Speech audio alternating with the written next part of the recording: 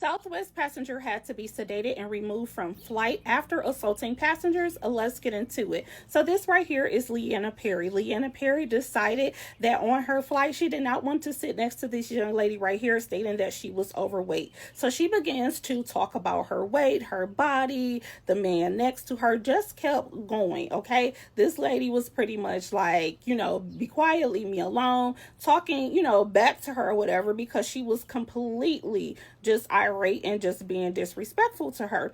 That is when Leanna decided to pull her by her hair and hold on very tightly. Now, this right here is a lady flight attendant, a male flight attendant, and that man is a passenger. They are all trying to get her to release this young lady's hair out of her hand.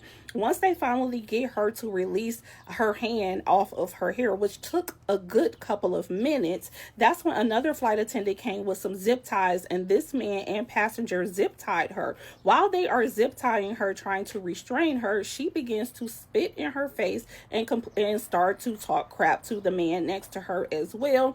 Started talking real crazy. That's when this flight attendant had to take her by her head and hold her head physically down on the seat so she could stop spitting in her face. Once they got her restrained, she fell down into the middle of the aisleway on her back, but she was still kicking other passengers because she had on these thick black boots.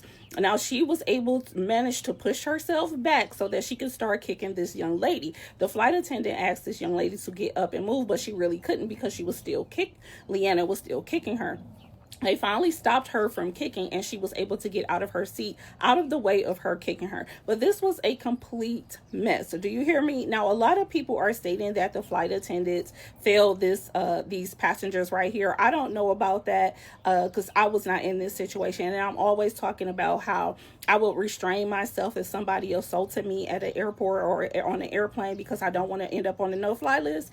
I think I need to take that back because after watching this video, I don't know if I would have had the same restraint as this young lady and the male next to her, okay? This young lady would have already been in between the aisleways had it been me, okay? This was very hard to watch, okay? And I wouldn't have been able to sit in my seat. I probably would have had to get up and hurry up and get away from her before I physically assaulted her as well. But listen, I'm not saying she was wrong for just sitting there, right? Because again, we don't want to end up on the no-fly list. We don't want any problems when it comes to being able to travel, right? So kudos to her for being able to restrain herself from physically, fighting back, right?